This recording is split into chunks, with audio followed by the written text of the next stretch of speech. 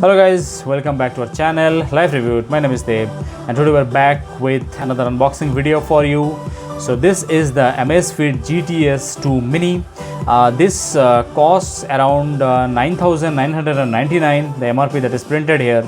Usually it sells on Amazon for 6,999, but recently I got this from the Prime Day Amazon sale and it cost me around 6,499.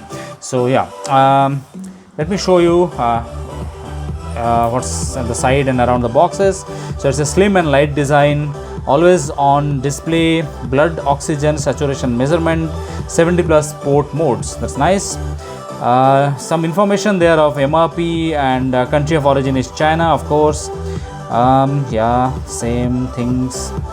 24-hour cycle tracking, female cycle tracking, so that's one good thing. 24-hour heart rate monitoring, sleep quality monitor, and 14 days of battery life. So let's not waste any more time.